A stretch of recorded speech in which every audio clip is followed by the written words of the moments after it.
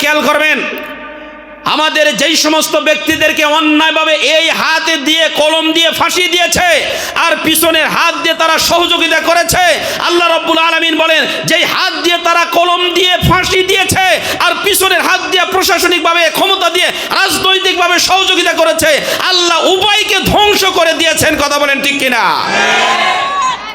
সূরা লাহাব থেকে আজকের শিক্ষা হলো এই, অন্যায়মূলক কাজে যদি আমরা ডাইরেক্ট কাজ করি আর ইনডাইরেক্ট ভাবে যদি সহযোগিতা করি, উভয়কেই ধ্বংস করবেন। জোরে বলেন কে? আরো জোরে বলেন কে? আবার প্রিয় বাবাজিরা খেয়াল করেন, এই আয়াত কারিমা এতটুকুই থাক। এরপরে আল্লাহ রাব্বুল আলামিন বলছেন, মা আগনা আনহু মালুহু ওয়া মা কাসাবা সায়াসলা নারান যাতা লাহাবিন ওয়া আমরাআতুম। রব্বুল আলামিন ডাকতে বলছেন, আবু লাহাব যত ধন সম্পদ উপার্জন করেছিল তার কোনো কিছুই কাজে আসে, কোনো কাজেই আসে নাই। খেয়াল করেন তো, এই যে জালিমরা পলায়ন করেছে, এত টাকা পয়সা উপার্জন করেছিল, এই টাকা পয়সাকে কাজে লেগেছে? অনেকে পলায়ন করেছে, টাকা পয়সা পর্যন্ত নিতে পারে নাই, ব্যাংকগুলা পর্যন্ত ফ্রিজ করে দিয়েছে। এই 15টা বছর পর্যন্ত যত অন্যায়ভাবে টাকা পয়সা উপার্জন করেছে, একটা টাকাও তাদের কাজে আসে নাই।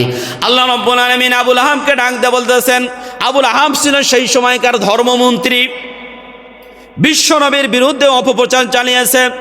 তার স্ত্রী ছিল অঢেল সম্পদের মালিক, অনেক টাকা পয়সার মালিক ছিল।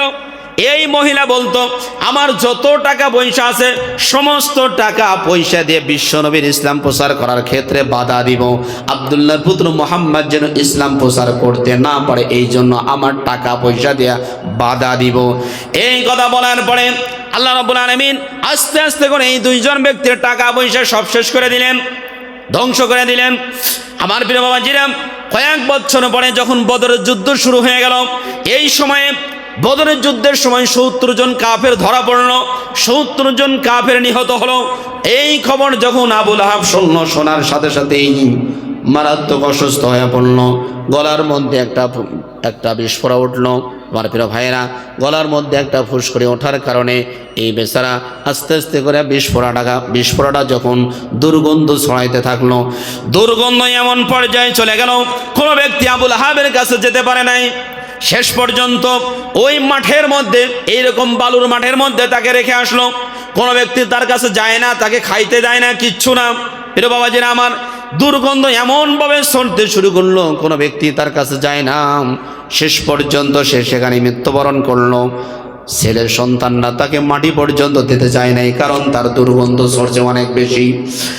শেষ পর্যন্ত এই সন্তানগুলো হাফসি কিছু ব্যক্তিদেরকে ডাক দিয়ে বলল, আমার পিতাকে তোমরা একটু মাটির মধ্যে, এই গর্তের মধ্যে ঢুকা রাখো, যেন দুর্গন্ধ চতুর্দিকে ছড়িয়ে না পড়ে।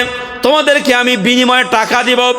এই লোকগুলো কাছে যাওয়ার পরে এমন দুর্গন্ধ শুরু হয়ে গেছিল, দুর্গন্ধ বেশি হওয়ার কারণে তারা পর্যন্ত মাটি দেয় নাই, পালিয়ে গেছে। জোর করে শেষ পর্যন্ত তারা অনেক বড় লাঠি বানায় এই লাশটাকে ঠেলে ঠেলে করোনার মতো এই তার আবু লাহাবের লাশটাকে মাটির মধ্যে ঠেলে দিয়েছিল। আমার প্রিয় বাবাজিরা খেয়াল করেন, মৃত্যু তারা হয়েছে, ভালো মৃত্যু হয় নাই, করুণভাবে তার মৃত্যু হয়েছে। এই মৃত্যুর সময় তার টাকা পয়সা কিছুই কাজে লাগে নাই। আল্লাহ রাব্বুল আলামিন এই জন্য বলছেন, মা আগনা আনহু মালুহু ওয়া মা কাসাব, তার ছেলে সন্তান টাকা পয়সা যা কিছু আছে মরণের কালেও কোনো কিছু কাজে আসে নাই। এই জন্য আপনাদেরকে আমি এখানে একটা উপদেশ দেওয়ার জন্য এসেছি, সেটা হলো ইসলামের বিরুদ্ধাচরণ যারা করবে তাদের মরণ কোনোদিন ভালো হবে